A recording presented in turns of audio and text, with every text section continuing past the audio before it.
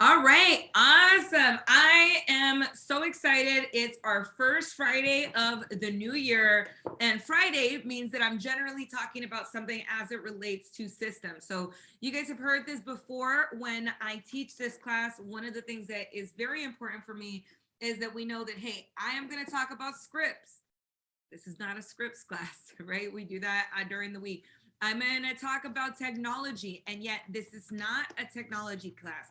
At the end of the day, when we look at database versus databank, this is a systems class, right? And I know that systems doesn't always sound super sexy. I'm going to tell you guys why it is. And I always like to start off this class by sharing a little bit of a story. So some of you have heard this, some of you have not, but I think it's really important that we kind of put our mindset in why is having a data bank, right, and running and making investments into our data bank every single day so much more important than just having a system that we're using as a Rolodex.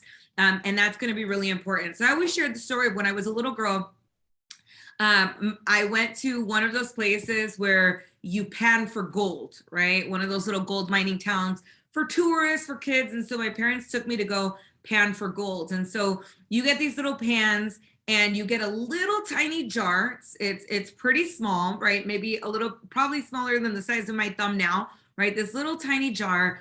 And you go into these troves of kind of water and sand, and you get the pan and you're sifting for gold.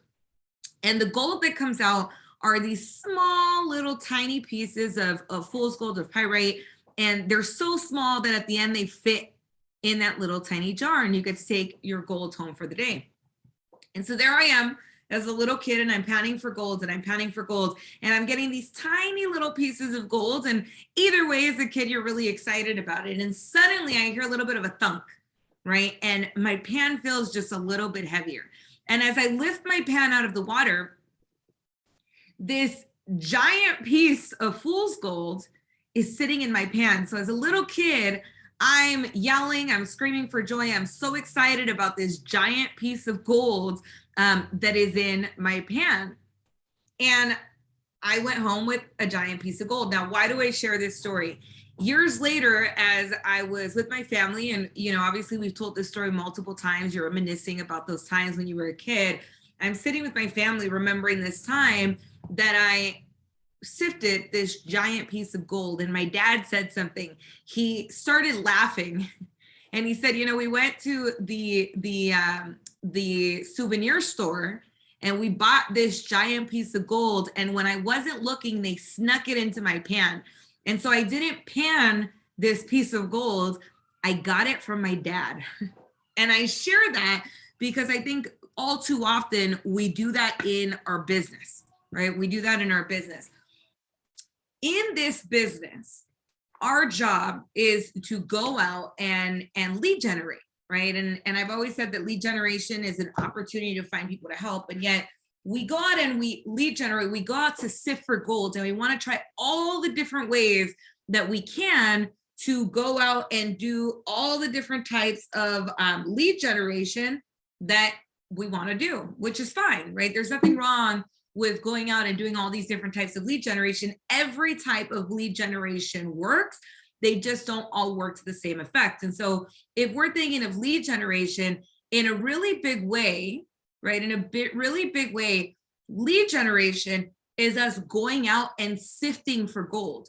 And what we forget is that the majority of us have a gold mine in our own backyard. Those giant pieces of gold that could potentially come from our family, our friends, our sphere of influence, our network, if we only take the time to invest in the network that is around us. Just like I got my big chunk of gold, not from sifting, right, but from my dad putting it in there. And that's kind of what I want you to take that mindset into this business, because so many times I meet with agents and they've been in the business for 5 years, 10 years, 20 years. And they say, hey, you know what? Yeah, I have all these past clients and I have this book of business. And yet every day feels like so much hard work. Every day feels like they're starting over again from scratch, because the majority of what they're doing on the daily is investing into new forms of lead generation and looking for the next thing that's going to be that easy button, instead of investing in the potential network and business that they've already cultivated. Or worse, they don't even have a database that they're investing in all. Or they say, hey, I have 100 people, I have 200 people, I have 500 people, I have 2,000 people. And when I ask the question, well, when was the last time that person heard from you? Or when I ask them, if I was to call them and say, so-and-so asked me to give you a call on their behalf, would they know who you are? They realize that that connection with those individuals is not that deep. And so that's one of the things I like to talk about when we're looking at the difference between a database versus a data bank. If we build our business on the foundation of a data bank, then we know that our business can be predictable over time. So we're going to go over a couple concepts today. I am going to share my screen. So let me go ahead and just pop that open for you guys. 1 second. And we are going to, let's see, we're going to, let me share that.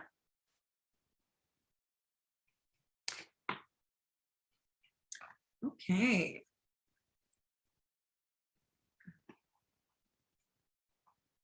All right, so you should see a screen that says remarkable on it. And we are going to go into, there we go. Okay, perfect. So we're going straight into my landscape view. So what I want to start with is I want you to have an understanding of what the life cycle is of a client and what the life cycle is of a transaction. That is where we are going to start. So what I want you to think of is anytime we have a transaction or we start a relationship with a person, they enter our world through lead generation. So it's going to be 1, right? This is lead generation. I totally misspelled that, my friends. That's fine. That is lead. Give me a second. That is lead gen, right? Lead gen. So they enter our world at lead gen, and they enter our world through a lot of different ways. Now, this may be that they're entering our world through something like open houses. Maybe it's a FSBO. Maybe it's expired. Maybe it's an NOD. Maybe it's a referral. Maybe it's social media. It could be a number of different ways, but this is the point, lead generation, that they enter our world. And then we have this second phase right over here. Now, we often say the fortune is in the follow-up, and that's this phase here is going to be follow-up. Phase number 2 in the life cycle of a client. From follow-up, we go into phase 3. So there is a decision-making point, and according to the National Association of Realtors, they say that the average decision-making point is about 7 to 10 weeks before we get to what we call contract to close. And contract to close right over here, this is the moment the deal actually closes and you get paid, okay? Now, if I ask the majority of real estate agents that are out there, and I said, hey, if you were to take a look at your business, and I want you to tell me, where is the place that you are having the most difficulty? Is it 1, in lead generation, 2, in follow-up, or 3, is it in contract to close? The majority of people, about 50%, will say that it's here in lead gen. Another 50% will say that it's here in follow. We get our outliers that will say, hey, it's in contract to close. But the reality of this business is that the majority of the time, we're not going to have that major issue once we already have somebody in a transaction. From there, the majority of us know how do we go ask questions if we need somebody to guide us along that transaction. Now, of course, during the pandemic, this shifted a little bit. There was a lot more issues that came up in this contract to close kind of phase, in this contract to close area, right? We had COVID issues. We had the PEADs. There was a lot of different things that were going on once we were in contract or under contract with someone. That is what our team is here for. You can always give me a call, give Ed a call, right? Give Brandy a call. We're happy to help you walk through navigating those difficulties. And yet the majority of agents, where the true difficulty that they have is either in lead generation, they don't have enough leads, or two, they're spinning their wheels and getting a ton of leads and having a ton of conversations, and yet they are not converting them. And that happens generally in follow-up. So if this is the life cycle of a client, of a transaction, I want to talk about the life cycle of a transaction. The life cycle of a transaction is going to be a little bit different. So we're going to draw that out here. So there's the moment they come into our world, the decision-making point, right? And when they actually close a deal and we get paid. Now, this is the life cycle of the transaction. Let's kind of take that on to life cycle of a client. This is not the shifted market, my friends, right? Now, so let's talk about this a little bit. What we know is, again, we have phase one, which is lead generation. The moment they enter our world. And that happens all along this kind of upward slope that's going on right over here, right? That is what we talk about when we say lead generation. Now, the challenge that we have is that the majority of us, for the lifetime of our business, have been taught to value a lead based on how close they are to this decision-making point right up here, right? Which is fine, but leads enter our world at all different places. So right down here, we may have somebody entering our world in, let's say, cold forms of lead generation, geographic farming, for one. When we go door knocking in a particular area, or we're door knocking a particular neighborhood, those neighbors are generally not sitting at home and saying, gee, I really hope somebody knocks on my door today. I really want to sell my house, right? They're not saying, hey, gee, I really hope somebody calls me today because this is the day that I'm going to buy, right? That is a cold form of lead generation. We can assume that the majority of the people that are in that network, they are not sitting at home with those sentiments. This changes as we go upward on this slope, right? As we kind of get a little bit closer upward onto this slope right over here, we get into places that are closer to decision-making points. So if geographic farming is down at the bottom of the slope, as we go up a little bit, we know, hey, there's open houses. A person that is walking into an open house, generally we can assume that they have an interest in potentially either buying, or people walk into open houses for two reasons. Why?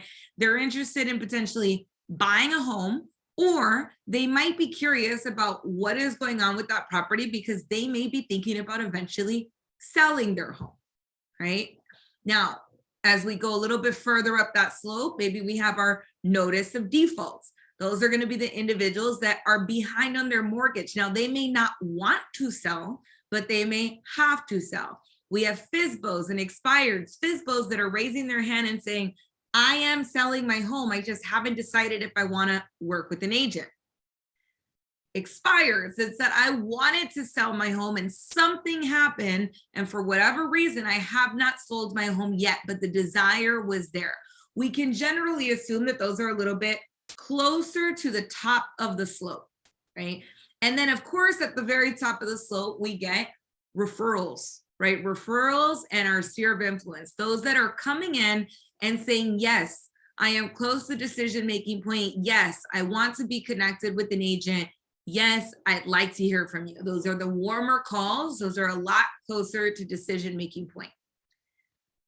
So if this is our 7 to 10 weeks that we talked about from NAR statistics, and this is the moment that somebody makes that decision and we get to phase 3, contract to close, then the day after, we come right down here and the value goes to 0. Why?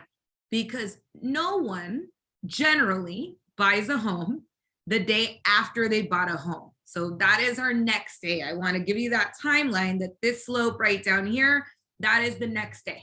Okay. Now, in the life cycle of this client, we now have this period on this slope of 8 to 10 years. It is been studied over time that the majority of your clients, they will, this changes, right? Obviously the pandemic has caused a lot of fluctuations with this. Increase in remote work has caused fluctuations with this. Changes in economy will cause fluctuations with this. But the average has been about 8 to 10 years that somebody will spend in their home, okay? With that being said, in 8 to 10 years, that person may raise their hand and say, all right, I'm ready to sell this home and buy another one. And if they're an investor, maybe there's just one transaction here instead of two, right? But either way, what we know is that approximately every 8 to 10 years, we can get 1 or 2 additional pieces of business from that past client.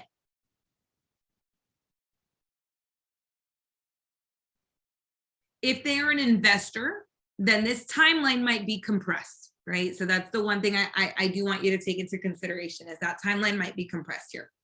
But in a standard client, we know that approximately every 8 to 10 years, we have the potential opportunity to sell their home and help them buy the next one. Now, here's the thing.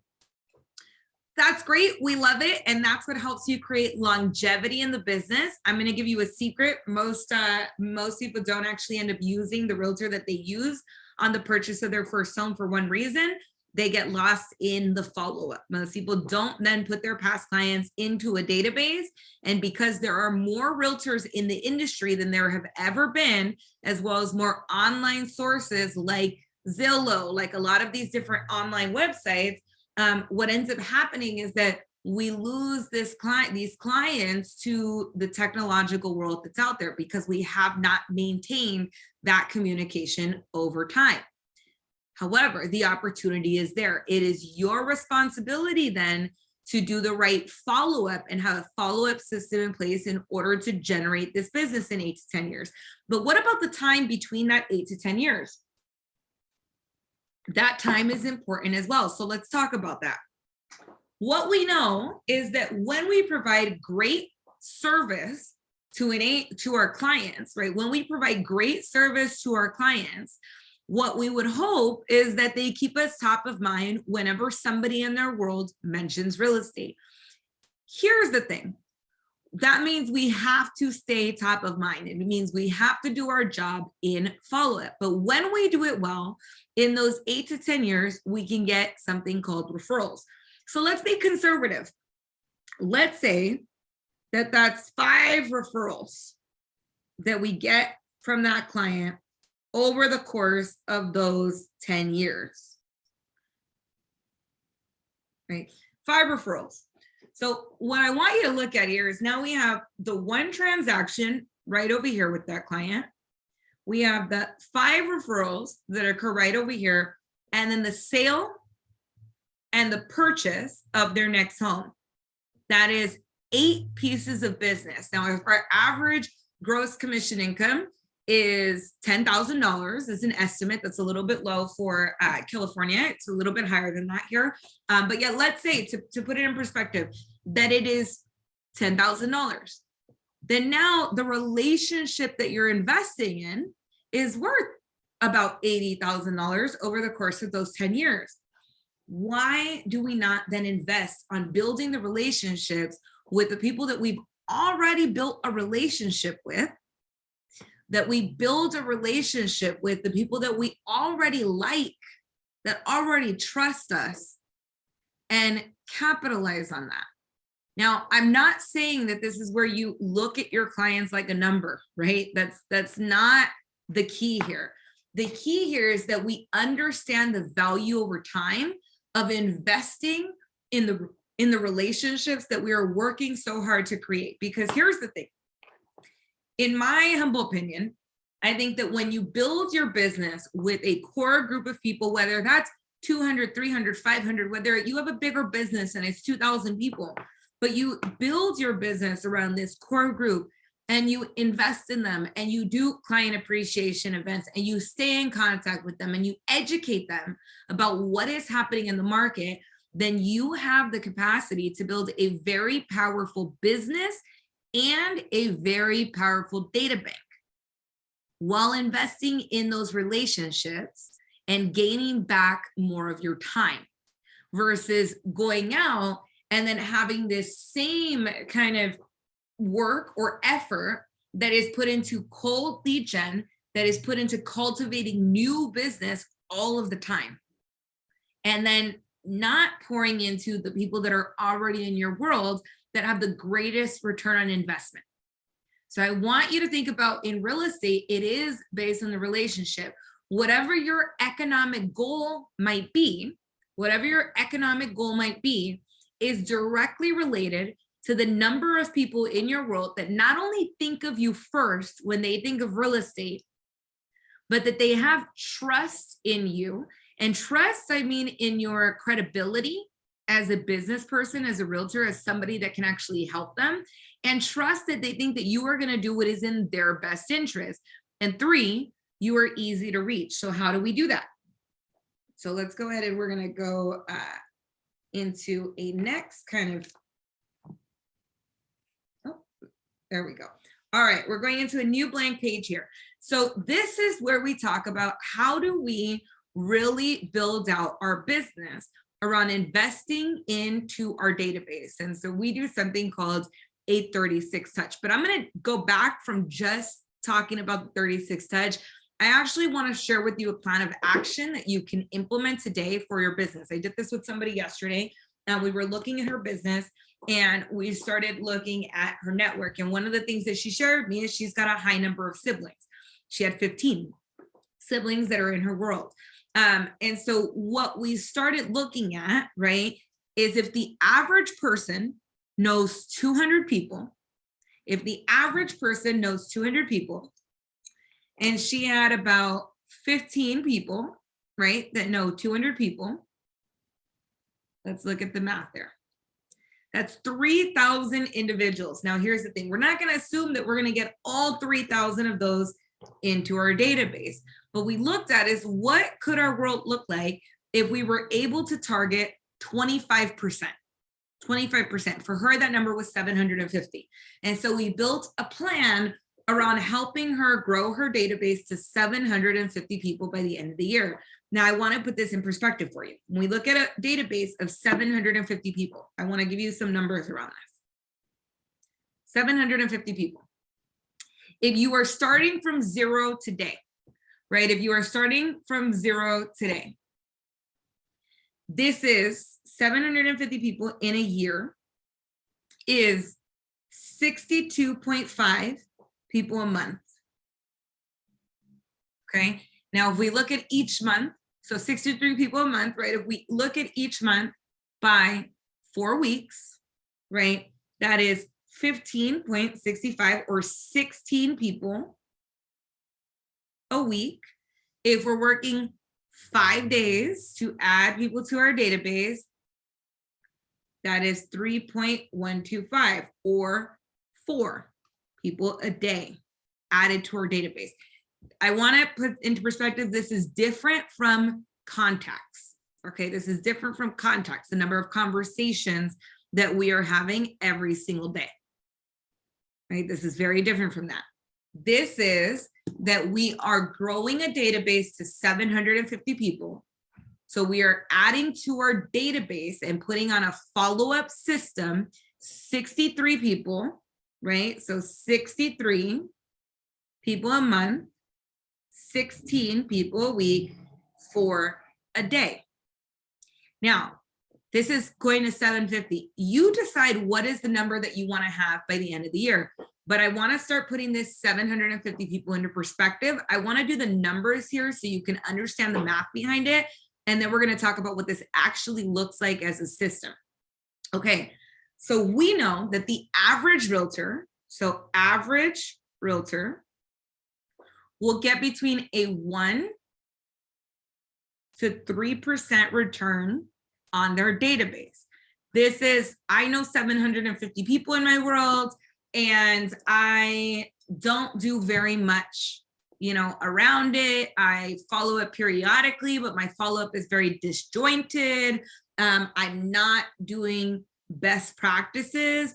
And so I'm getting between 1 to 3% just by doing what I'm doing, right? So let's look at that. So times 1%, that is 7.5 transactions. So let's say between 7, right? And then let's say that's 3% times 3%, that is 22. So between 7 to 22 deals at a 1 to 3% return from a 750 person database. So I want you to look at that as even if you did the bare minimum, you didn't do everything that you needed to do, but you were fairly consistent with 750 people. What would 7 to 22 deals a year look like? Are you getting those referrals now? Now, as you start activating your database, right? As you start really activating your database and kind of growing this, what we see is that this return on investment goes up to about 6%. Okay, about 6%. At 750, that is, let's look at that. So 7%, 750 times, 6%. That is 45 deals. It's not a bad book of business here, right? That's a very lucrative business with people that you like, right? Building a database of 750 people that you really like. Now, best practice. These are the millionaire real estate agents, the ones that are truly implementing how they manage their database, Databank, at a very, very high level, right? At a very high level. They are getting about a 10% return. So 10% ROI. That is 75 deals from a database of 750 people. So I want you to think about this, right? Is what could this look like for you if you were getting any of these returns on the people that are in your world, on the people that are in your network? So now we're gonna go by step. What does this actually look like? What do I need to do? So first, we kind of divided it by numbers. I'm using a base number of 750. I don't care if this number is 500 for you, if it's 1,000 for you, whatever it might be for you. What I want it to be is something that you are 100% committed to. Whatever your financial goals are is directly related to the number of people that think of you first when they think of real estate, that find you credible in real estate and know that you have their best interest at heart and you're easy to reach. I say this again and again and again. Right? So how do we do that? We definitely do a 36 touch, but in order to start off, in order to be able to put somebody in a 36 touch, one, we have to make that initial phone call, because chances are that the majority of the people that are in your network right now, you may have to lead generate them, whether that is a initial phone call, whether that is I am calling my friends and family, right? You want to start with people that you know. If you are a new realtor in the business, for the majority of you and the majority of new agents, it's been proven over time that your first transaction will come from somebody that you know. And yet so often we want to do every other type of lead generation instead of calling the people that we know. That doesn't mean that it is going to be your friend or your family member that does the transactions. What it means is that it is highly likely that somebody that you know, that somebody in your world will either transact business with you or will refer you your first piece of business. That's exactly what happened for me. When I got started in the business, my first piece of business was a referral from a friend, right? So the majority of you, your first piece of business will come from somebody that you know. So why do we start our lead generation anywhere else, right? The majority of agents that have been in the business for a long time and are top producers will share that about, I would estimate about 80% of their income is coming from the people that they kind of know, right? That from their network. That's going to happen the majority of the time, that it's coming from sphere of influence. It's the 80-20 principle in action, right? In action. So we want to spend some more time on this. So how do we do this? One, we have to make that initial contact. If you are starting from scratch or you have a database and they haven't heard from you in a while, kind of like starting from scratch, right? I just want to be honest with you, is you're either activating your database or you are reactivating your database. If you're working up an Excel sheet, this is you reactivating your database and getting them into your database system. The first thing you need to do, you need to collect information by calling. So let me do this by calling. You need name, phone, email, birthday. Oh, sorry, more important than birthday. We like birthdays, right? But the most important, address. And I want home address, and you want to make sure that you select their mailing address. This is important. If they have multiple properties, you want those addresses as well. Birthdays, if they're a past client, home anniversary. As you go through and you're getting this information, I'll talk about, what's a script that you can utilize to get some of this information. As you go through and you are collecting this information, it is going to be so important that you think through what are going to be the things that are most important for you for the future. So what are going to be some of the touches that are important for you? I'll give you an example. So in Command, you can tag your contacts. You can tag them as a buyer. You can tag them as a seller. You can tag them as past clients, bought or sold, right? Affiliates, etc. There's a lot of predetermined tags. You can also create your own. So I'm going to give you some examples of tags that I would probably create that I would think would be important for me personally in my business. Spanish speaking. I'm going to want to create a tag that allows me to identify everybody in my database that is Spanish speaking, so that when I do my marketing campaigns, I know that I might be doing an additional piece in Spanish that is geared for that percentage of my network. I have a lot of family that only speak Spanish. And so that's going to be a piece that might be of relevance to you. If you are a veteran, right, might it not behoove you to tag some of your clients as veteran, so that you know that if those clients need a particular different type of service, or there's a special VA program that is coming out and you want to be able to share that, that might be something that you want to share as well. I may want to know who my homeowners are, right? Those that do own a home and have that in, right? So that when a program like the program that came out today, right, the mortgage assistance program for the state of California, now I know who I need to call in my network that might benefit from this program. So I may want to tag them with that. Let's get a little bit deeper into this. We have some of our agents that, your kids are in different types of sports. Do you have the teachers tagged? And do you maybe have them with the teacher tag or an educator tag, so that on, Teachers Appreciation Day, you can send a message, right? You can send a message. A few of you that came out of LAUSD, that has been a very kind of lucrative part of the business of the network that you've already had, that you were able to tap into as your database, right? So might that be something? If you are a parent and you want to be able to wish somebody a happy Mother's Day or a happy Father's Day, might it not behoove you to tag them mother or father and have that information, right? These are the tags. So there's a lot of different ways that you can tag. I have a geographic farm of mine that is tagged as a farm, right? And so I can send them mail and do all kinds of different activities, but I have those tags in here. So the tags are going to be really important as well.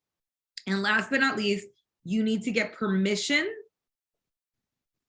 to stay in touch. This is my mandatory TCPA moment, the Telephone Consumer Protection and Privacy Act, right? For the do not call list. I will note, I would estimate that in a few years, but maybe not right now, but as the TCPA gets a little bit more restrictive, I would anticipate that we could be going into a future, right? A future where cold calling is simply not allowed, right?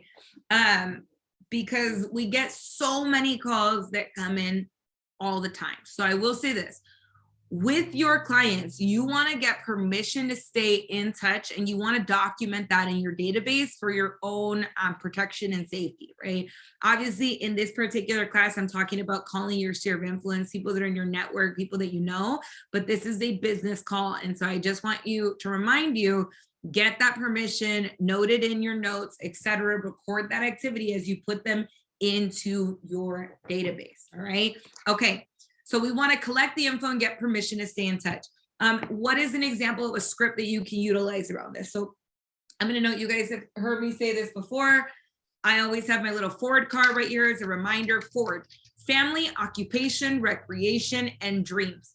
Family, occupation, recreation, and dreams. When you are making a call, it is very simple to build rapport if you remember forward. Hey, so-and-so, I just wanted to check in. You know, how I know it's been a while since the last time we talked. How's your family doing? Right? How's working from home going? Or are you still working from home, or are you back at work? Right? Work, family, occupation, and then, you know, what are you doing for fun? Did you do anything great for the new year? Right? Just out of curiosity, you know, I've been talking to a lot of people in my world, and, you know, I'm just curious. Do you have any real estate related dreams over the next year? Right? Simple conversation. A couple different things that you can do on this is, and these are going to be script monikers. You guys know I've recommended the book Exactly What to Say multiple times. Great book for just up leveling your scripts overall. There's going to be a part where you can say something like, you know, would you be offended if I just sent you a thank you card? I know it's been a while since we talked, and I really appreciate you taking this time. Here's the thing. When you say something like, would you be offended if I sent you a thank you card? Most people are not going to say, I would absolutely be offended. Don't send me a thank you card, right? They're going to say, oh my gosh, thank you so much. Absolutely. And what do we get? Mailing address. This is so important that we get that mailing address and that we note it in command. Now do the work and actually send a handwritten thank you card, right? And log that in your database as with your notes. And then that's how we're getting additional contact information. Now, what's that next piece that you could say? And this is true, right? We're not saying anything that isn't actually something that we're going to do, because again, lead generation is your opportunity to find somebody to help. So you may say something along the lines of, you know, and you know, there's so much going on in the real estate industry right now. In fact, there was a new mortgage relief program that was just released. You know, there's things going on with the interest rates. There's just so much happening all the time. Would it be okay, or would you be offended if I sent you some updates around that? What's the best email to do that at, so that we can get their email? Here's the thing. One of the questions that'll come up, well, can you just send that to me through text? Right? We know that question. I know that question comes up. You guys bring it up all the time, right? And so what do we say is, you know, I would love to do that. And the thing is obviously you're somebody that I care about, and I want to make sure you get the best news possible as it comes out. And I would hate that as I'm updating all of the people that I care about in my network, that for whatever reason, I miss you. I would hate for that to affect you and your family. I want to make sure that you get the most updated news possible. So yes, I can try to send things out on text message, and really email is the way that I'm sending it out right now. What is the best email for you? Right? They may not give you their email this time around. That's okay, right? But we're working on getting all of the contact information that we can. Birthdays. I like to lift these off Facebook, right? You can go take these off of Facebook. That's fine. To note it in here as well, but you want to get as much information possible that you're going to add in your database. If they have a family, if they mention, you know, pets, if they mention family members, include all that information in there. Now, how do we put them on a 36 touch? So once we've gotten that updated contact information and we're able to start putting them on a plan, right? Here's our next piece, is going to be 36 touches, 4 calls. We can do this by putting them on the quarterly call campaign in command. What the quarterly call campaign will do is it will remind you to call them every 90 days. It does not matter if somebody is a buyer or a seller. You must call everyone every 90 days. What happens is we have something that is called call bias in real estate. What call bias says is you sit at your desk. You say, I'm going to make my phone calls today. Who am I going to call? And so we want to call all our leads. I just did an open house. Let me call my open house leads. I just did this. Let me call those people. Yes, you need to do that too. That is follow-up, right? Yes, you need to service those leads that are there. But if you do not do your 4 quarterly calls to every single person that you know, you will not be top of mind. When somebody goes to a baby shower over the weekend and someone says, hey, I've been wanting to buy a house, your client or your friend or your family member, the person in your network is just going to sit there like, oh, that's really great. That's not what you want. You want them to say, oh my gosh, that's great. Let me connect you with my realtor. They always send me the most updated news about what's going on and they care about me so much. I think they're going to be perfect for you. That is what you want, right? That is what you want. Now it's your job to make sure you are top of mind. It is not your client's job to remember you, to do you that favor. It is your job to stay top of mind with them. So the calls are going to be incredibly important for every single person in our network. And sometimes we wonder, wow, what am I going to call somebody about today? Right now, the first call, like I said, is a deeper conversation. The next calls, there is always something going on in real estate that you can call your network about. I just mentioned mortgage relief. There's also a mortgage insurance buster program right now that is new, where you can help somebody eliminate their mortgage insurance. Might that not be a reason to call, right? Might that not be a reason to call? When the pandemic first started, right? A wellness check. That has nothing to do with real estate, my friends, right? But there's so much going on in real estate that might be going on, but it's, hey, I know that things are crazy right now. I just wanted to check in and see how you're doing. As long as you are sending them enough real estate related content regularly with some of the other touches, those are great, right? Care calls, actual wellness checks, that's important too. Okay, so 4 calls. Next is going to be, so I'm going to do emails last. I think that's going to be important as well. So 4 items of value. What is an item of value? An item of value is something physical that your client is getting in their hands. Now, this could be a mailer. This could be if you do pop buys. What are different things that you can pop by and leave? This might be that thank you card, right? The thank you card that you send with your business cards. 4 physical items of value. Don't overthink this. This doesn't have to be too crazy, right? Yes, nice items of value, that's great.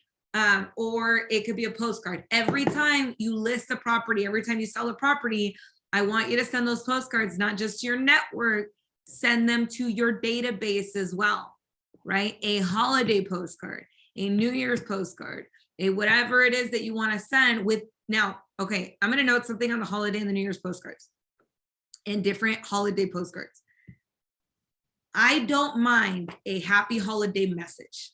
I don't mind a happy holiday message. And if you are gonna send it, use the opportunity to also share updates about what is going on in the market. So I'm gonna give you a sample of what I've helped a couple of you guys do within the last couple of weeks.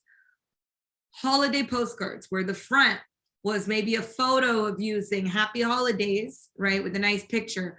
And the back had a nice message at the top. And then the bottom not just had contact information, but had some statistics about what is happening in the market right now. Appreciation, mortgage assistance programs. It's just your little real estate update, right? It's still a holiday card. It's still a holiday message. And yet you're incorporating real estate updates for your clients. That is so important. You're reminding them again, you're in real estate.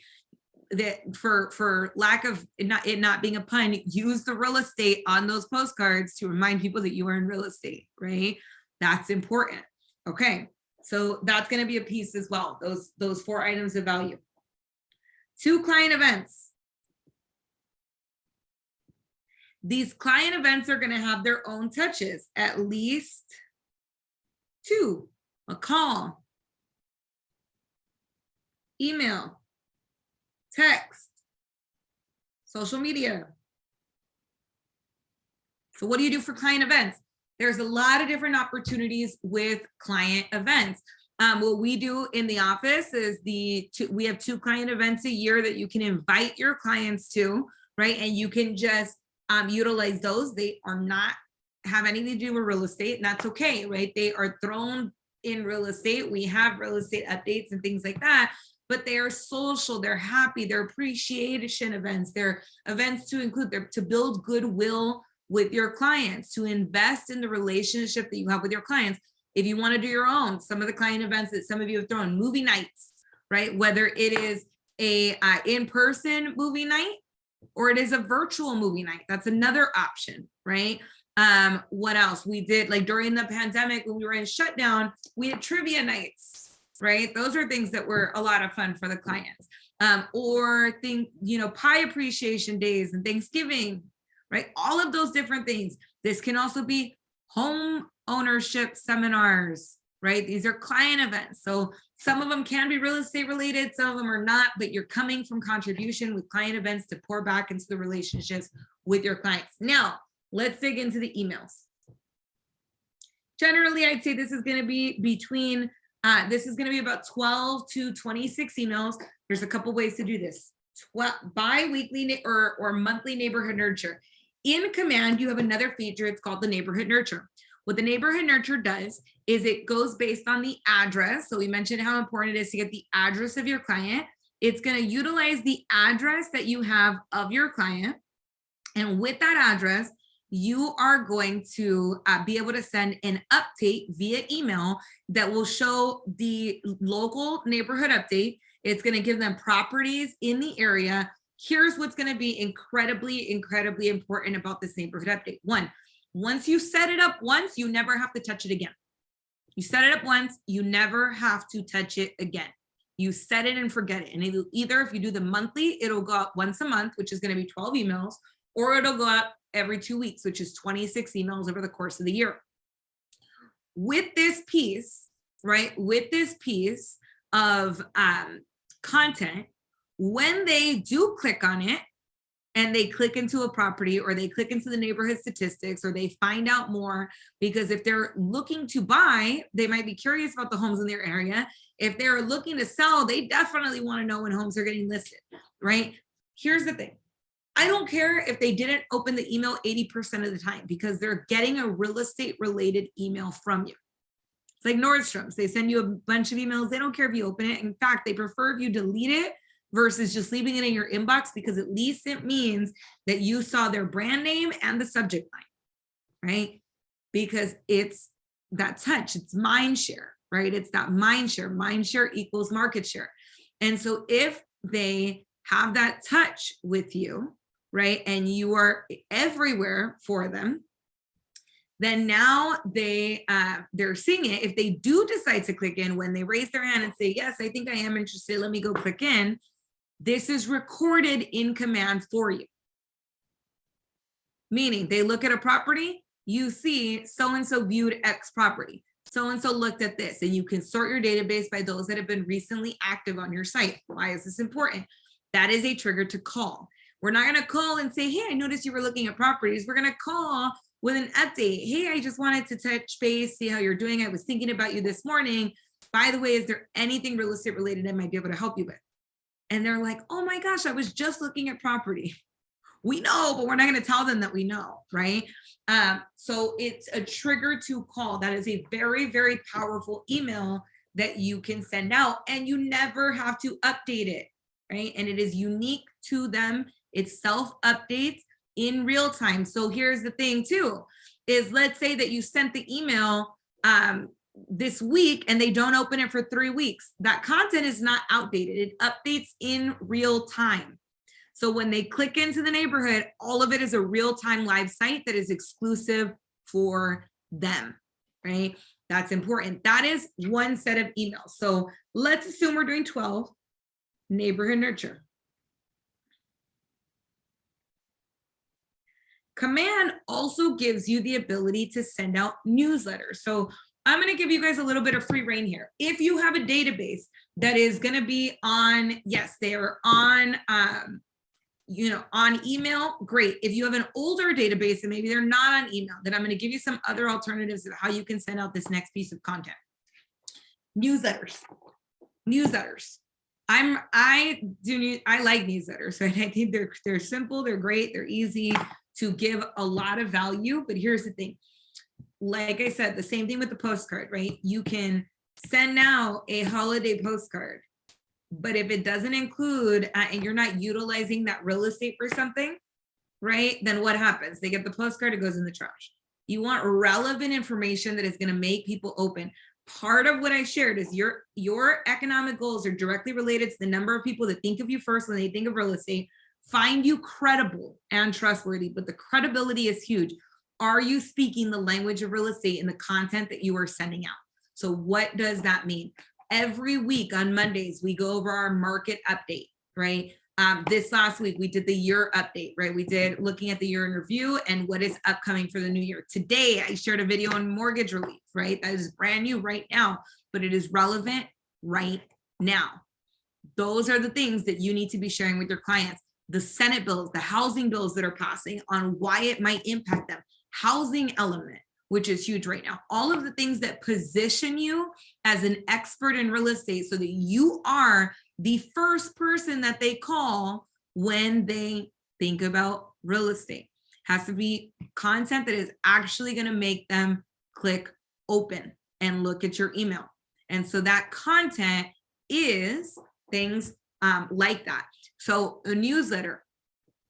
I'm going to give you permission, rip off and duplicate. I give you the market update every single week, right? Every single week.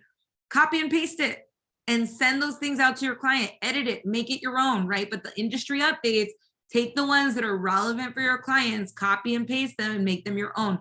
That is what I send out. So I'm giving you exactly what I send out. It's no secret, right? That's what I send out.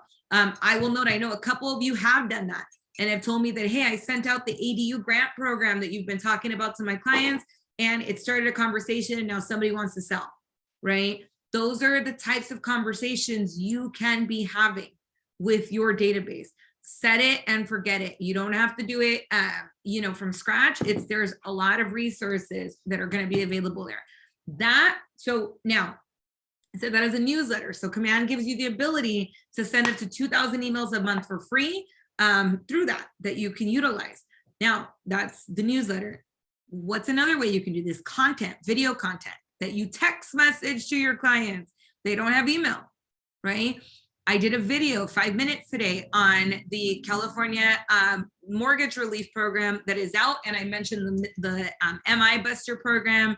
And I talked a little bit about housing is key, things for California. It's 5 minutes, went live, really simple, unedited, just went live, right? That would be something that you might want to text message to your clients, post it on YouTube, send them the link, right? And message it out to your database so that they have a chance to get an update on what is going on, because that information might be important to someone.